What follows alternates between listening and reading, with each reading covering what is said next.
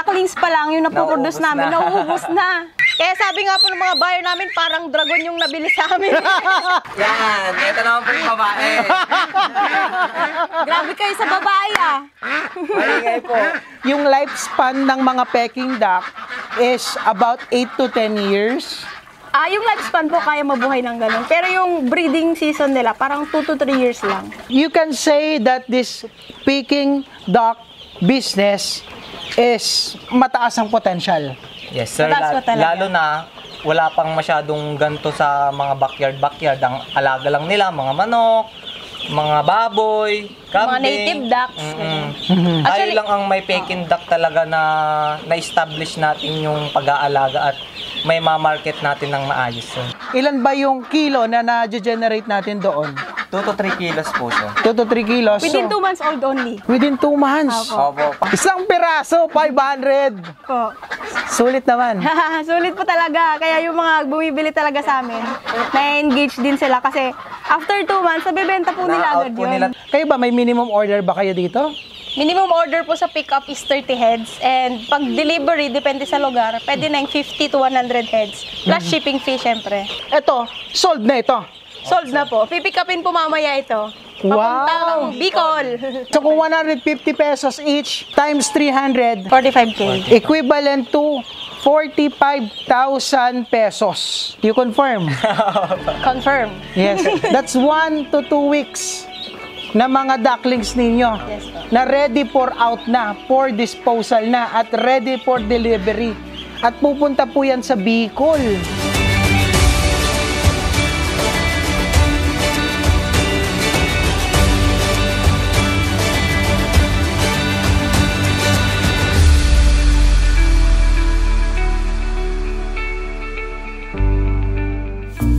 Paano natin ma-identify yung yung lalaki at babae na sige, maghuli ka nga. Maghuli tayo, sir.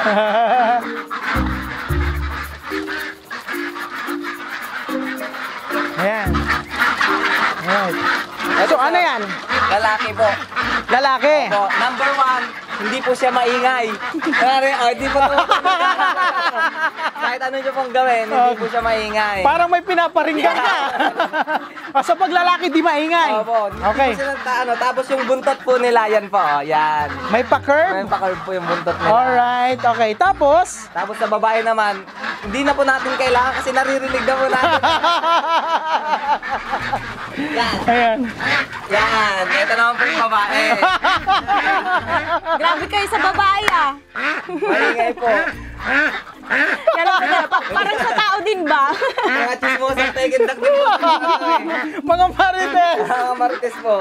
Yan po. Mabilis Nice. lang po ma-distinguish yung Ayan. malalaki na pekin. Sa beak nila, hindi natin ma-identify. Hindi po eh.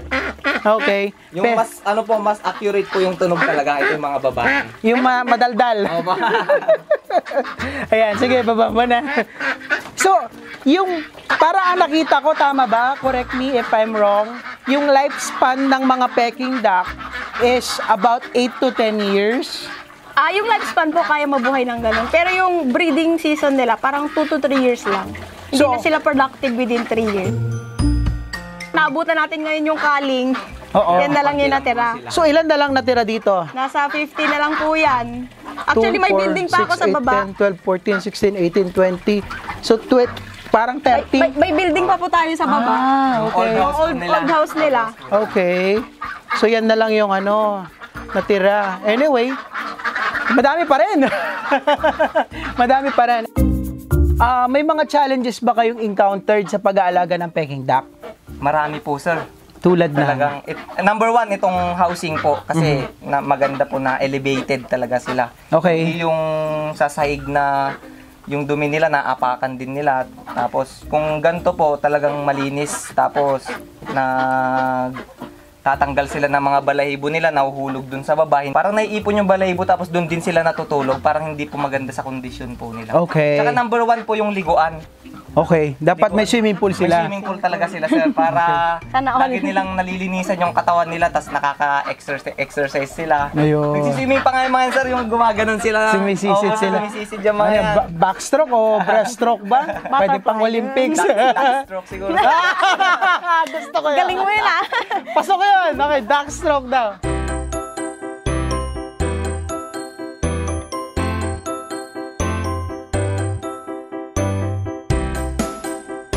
How about you, ma'am? Ano yung challenges ninyo na na-encounter dito? In your own experience, personal? Sa amin, sir, syempre nag-start nga kami sa trial and error. So, yung mga feeding guide, yung mga ano ipapakain para maging ganito, para maging ganito yung timbang, para mag-harvest tayo ng 2 months old or before, 2 months old na. Yung mga pakain po, talaga ititry mo talaga lahat ng feeds, hindi porkit mahal, maganda, hindi Yes. porkit mura, makakatipid ka talaga. Yes. So, yun po yun. Okay. Challenges. Ang Peking duck, di ba, it's meat Yes. meat type. Meat type. Meat type and siya. egg type siya. Meat and egg type po siya. Okay. So halos both 'yon napapakinabangan. Kayo ba, nagbebenta rin kayo ng gustong pangkatay? O focus kayo sa egg production? Actually, sir, kasi sa ngayon, wala pa tayong market sa meat. Okay. Ducklings pa lang yung napoproduce Nauubos namin, na. nauubos na. Kaya hindi po na, wala Pero po yung... mag-i-start kami mag-grow within yung before 2 months before December kasi ganun yung kalakasan mga pangkatay, panghanda, ganun. Yes. So, Mag-grow kami ng mga pangkatay talaga. okay. Oh, kasi tawag nun, yung iba kasi nag-aalaga sila for personal consumption. Opo. Oo. So ang problema ngayon is the market na pangmalakihan. Hindi naman binibenta ito sa palengke, di ba? Wala tayong nakikita. Kumbaga sa mga backyard lang. So paano natin kaya susolusyonan 'yon or hindi pa ready yung market sa meat? Actually, sir, Trinatrabaho na po namin, sir. Meron na Ang po process. kaming product na gagawin na gagamitin po. ilo-launch natin soon. Karni ng Peking duck. Wow. Tsaka sir, ano kasi, medyo sikat na siya as pulutan. So yung mga mini resto bars, ganun, may mga nag-order na rin sa Basta amin. yung mga resto bar talagang kumukuha sa amin na pangkatay na ginagawang mga pulutan. Ayun. Minom ka ba? Tsaka ang kagandahan kasi talaga sa Peking duck, sir, nasabi nyo po kanina na wala pa siya sa palengke. Yes. Eh, what if kung sa sobrang dami na nating mga breeder, magkaroon tayo ng maraming Grupo. supply ng Peking duck, meron not available sa wet market. Yes. Siyempre, meron silang mga choice na manok, mga isda, baboy, baka. What if may Peking duck, di ba na, sir? Yes, mas maganda yan, no? Pero ano ang tanong naman natin dito, paano yung presyo niya kapag meat type na siya? May idea kayo? Or buo nyo binibenta? Sa ngayon, sir, yung mga pangkatay, Yes. talaga 250 to 300 per kilo. Ang live weight Live po weight niya, po sir. Ang live weight niya. Ilan ba to? Kunyari sa isang matured na good for meat na pwedeng katayan, ilan ba yung kilo na na-generate natin doon? 2 to 3 kilos po siya. 2 to 3 kilos. Within So, 2 months old only. within 2 months. Opo, parang ano sila, parang broiler na pato. Parang 45 days. Opo, ganun po talaga sila. So, ang bentahan ng per kilo is 250, tama ba? Opo. To 300. Sa isang Peking duck, nag-a-average siya ng 2 to 3 kilos. Mga Sabihin na natin Sir, po 2 2 kilos. 2 kilos sa 2 months. Minimum na tayo doon Opo, sa sir. 2 kilos. So, how much is that? 500, sabihin nyo na sir, 500 po. minimum 500 pesos ang isa. Isang piraso, 500. Yes po. Sulit naman. Sulit po talaga. Kaya yung mga bumibili talaga sa amin, na-engage din sila kasi after 2 months, nabibenta po nila na-out agad po yun. nila. Tapos kumukuha po ulit na naman sila ng sisiw. Kaso lang, Wow. Parang nagiging grow-out farm sila. Is a continuous business, no? Kasi, ano to eh, consumption type eh. opo, talagang Diba? pagkain po eh. Lalo ang Pilipino, napakatakaw kumain yan. Uy, baba, may magalit. Di naman lahat. Hindi naman lahat.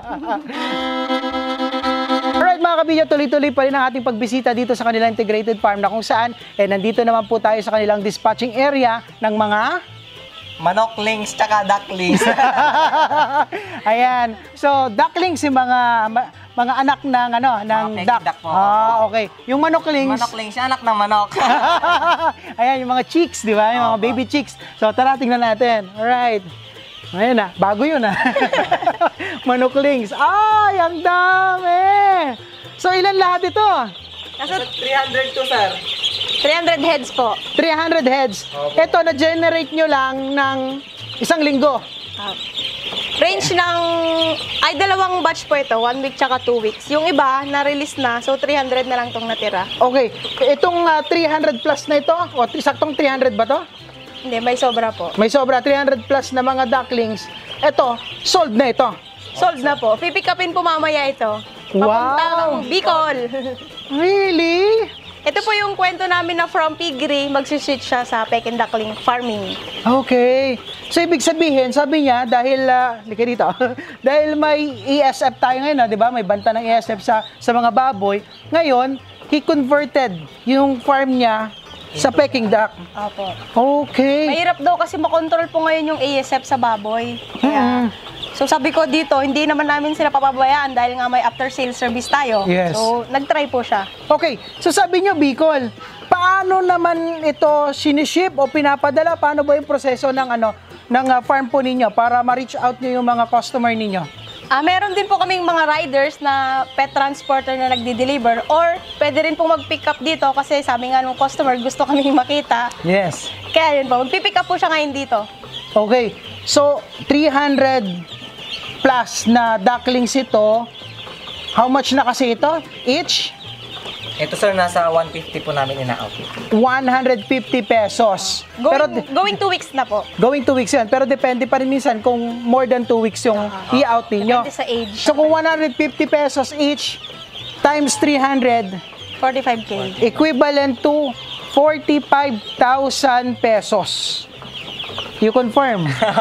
Confirm. Yes. That's 1 to 2 weeks na mga ducklings ninyo Yes, po. na ready for out na, for disposal na, at ready for delivery. At pupunta po yan sa Bicol. So imagine that. So ibig sabihin, pwede rin yung iba nating mga kababayan na mag-order sa inyo kahit sa panig yan ng Luzon. Opo, Luzon. Pero sa Visayas, nasubok nyo na? Hindi ba po? Hindi pa po. Hindi po namin, meron pa ang nag-order ng Sultan Kudarat. Anong sabi mo? Sabi niya, antayin na lang daw idaan sa dagat. Antayin doon. Pagdating po, breeder namin. Nasisiw. Siya na kusa lalangoy. Ayan. Ito, so 1 to 2 weeks na ito. So, hintayin na lang siguro ng, tama ba, 26 weeks para maging, maging mature, para mag-breed. 2 months. 2 months. Hindi, breed. Ay, mag-breed 5 to 6 Ayan. months. Ayan, tama yung computation natin. 5 to 6 months, pwede na rin to. Ito, na-gender na ito. Na-gender identified na. So, sa 300 na ito, ilan ang inahin, ilan ang lalaki? 90 po na male, kasi Okay. 30% ang lalaki. Dapat. Para magandang fertility. Okay. 90 na male, so ilan na yung female? O, 200 plus. O, 210. So, mas marami pa rin yung female. Opo. Wow. So, paano ba natin makikita? Kaya pag nag-gender kayo? Mga to, babae. Pakita mo partner, pili ka. Hindi, baka babae naman tong mga to. Kaya try mo muna, Mas pakita mo. makikita po kasi ang tinatawag po dito is vent sexing. Mhm. Vent sexing po, ito yung tinatawag na vent po nila. Mhm. Kaya dito po ginegender ang Peking duck. Ito po is babae po siya. Babae siya. Kukuha ako ng lalaki. Kukuha po tayo ng lalaki para makita nyo po yung pagkakaiba nila. Alright. May lalabas po kasi na parang nila, Mhm. parang barena sa loob. Ayan. Babae. So, yun kanina, babae yun. Opo. So, Hindi po porkit na malaki, mas malaki pa nga po to, hindi po porkit malaki siya. Lalaki na, yes. Hindi po. Dito po mas nakikita. Mhm. Ano po to? 99.999%. Yan, Ayun. yung barena niya. Maliit pa, no? Opo. Dahil maliit pa, Yung yun, no? puti na ano. Mm. Yan po ang lalaki. Yun. Ganon ang Alright. line. Mhm. Pero pag malaking Peking duck na, mas madali nating ma-identify. Opo. Sabi mo nga, maingay pag Ay, babae. opo.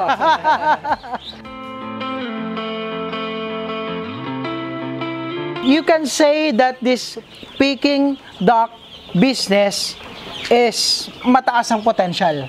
Yes, sir. Mataas pa talaga. Lalo na wala pang masyadong ganto sa mga backyard. Ang alaga lang nila, mga manok, mga baboy, kambing. Mga native ducks. Mhm. Tayo Actually- lang ang may Peking duck talaga na na-establish natin yung pag-aalaga at may ma-market natin ng maayos, sir. Tsaka sir, yung mga may mga native ducks before na nag-try neto, talagang in-out nila yung mga native nila. Muscovy duck po yung tawag doon. Yes, yung regular na mga Oo, ducks regular natin. na ducks. Dahil nakita nila yung bilis ng pag-grow ng mga Peking ducklings kumpara mo sa mga native ducks. Kaya in-out po nila, binenta rin nila yung mga native ducks nila. Tapos nag-switch sila dito. Nagpalit na sila ng Peking Peking duck. duck, opo. Alright. So, ang ganda pala, no, ng mga kabidyo, no, na itong klase ng negosyo, pwedeng-pwede. At saka, I think parang hindi naman kailangan ng malaking puhunan at hindi rin kailangan ng malaking area para kayo'y makapagsimula dito, di ba? Kung 150, kung gusto mo magsimula ng 10, di ba? That's 1,500 lang. Opo. O, tapos pakain. O yan, hanggang maparami mo na. Kayo ba, may minimum order ba kayo dito? Minimum order po sa pick-up is 30 heads. And pag delivery, depende sa lugar, pwede na yung 50 to 100 heads. Plus shipping fee, syempre. Alright. So again, siguro invite natin, no, paano kayo nila makokontak. Pwede kayong i-message saan? Pwede nyo po kaming i-message sa aming Facebook account na Agri-Engineer Trish and Rosmito Dator Jr. Mas busy po yung account ko, so kung hindi nyo ako makontak, pwede nyo siyang Opo, i-chat. mas mabilis po ako mag-reply. Kasi hindi po, konti lang po yung nagchat-chat sa akin. Tsaka yung page po namin na Dimitri, lalagay po ni Sir dito yung ano. Yes. Ilalagay ko na lang sa description Opo. yung mga Facebook Number. page at saka contact number nila para makontak po ninyo sila at makapag-order po kayo ng Peking duck at makapagsimula na rin ng Peking duck farming or Peking duck business. Alright. Asan? napakita Ito ko weeks yung ba? 4 weeks old. Alright, sige, sige. Mas cute to, Sir. Uy. Nagulat siya. Malaki na! Ilang, ano yan, 4 weeks? Ito, 2 weeks. Ba't ka bilis? Maniniwala po kayo, ito ang 2 weeks, ito ang 4 weeks old. Yan. Kaya sabi nga po ng mga buyer namin, parang dragon yung nabili sa amin. Cute po na, Sir. Parang laruan. Hindi mo maakalain na ganito siya kalaki. Ito, imagine guys 2 weeks. Okay? Pero yun, 4 weeks. Ba't ganon? Kabilis. Ayan, anong sekreto? Sa tamang management po ng pagkain, tsaka vitamins na rin. Hmm. Tsaka kung gusto mong malaman yung sekreto, bumili ka. Galing po sa amin, yan Ayun. Ayun. So siguro I think maganda yung lineage ng mga Peking duck po nila dito. Saan ba nagsimula yan dati? Saan nyo nabili? Yung unang-una? Sa isang kaibigan din po sa Nueva Ecija. Galing po Nueva Ecija. Okay. Yun yung 30 or 50 na Yun po piraso? galing sa pangbili sana ng cellphone. Ayun. So imagine that, again, sabi ko nga, pambili sana ng cellphone ni Sir, ibinili na lang niya ng Peking duck para makapagsimula sila ng negosyo. At ngayon nga, ay inaanin na nila yung pinuhunan nilang cellphone na pambili. Ngayon, pwede na maka-iPhone. Sana all. Sana all. iPhone fully paid. iPhone fully paid. Promises. Promises. iPhone fully paid. Ayan, iPhone fully paid na. Pwede na pambili ng iPhone fully paid, Opo, no? iPhone fully paid na yan, Sir. Wow, galing, galing.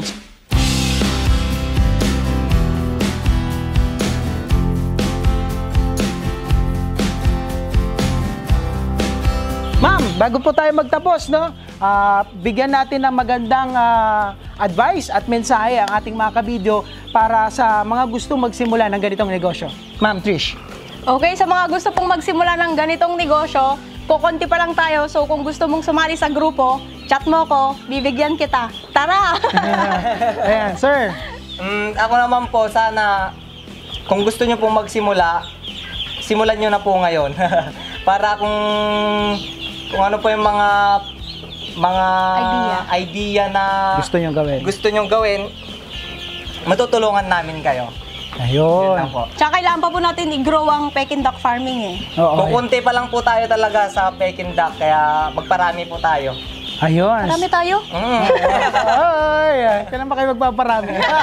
Alright mga kabidyo, na tayo pinagpapasalamat kay Mama Trish, kay Sir Rosmito sa magbibigay po nila sa atin ng pagkakataon na mabisita ang kanilang integrated farm at natuto tayo sa kanilang Peking duck farming. Kaya naman, sa lahat ng ating mga kabidyo na may natatanging kwento, pwede po kayo mag-message sa ating Facebook page upang sa gayon ay pwede po naming mabisita at mapasyalan ang inyong pong farm. At syempre, huwag na rin pong makakalimutan na mag-like at mag-share ang video na ito. And huwag pong kakalimutan na mag-subscribe sa ating YouTube channel, Video Stories, for more videos and stories. So once again, I am Art Sinabago, the content creator of Video Stories. Always remember, tuloy-tuloy lang ang pag-angat. Keep rising mga kabidyo. Ma'am Trish, thank you so much. Thank you, sir. Master Rosmito, maraming salamat and bye-bye!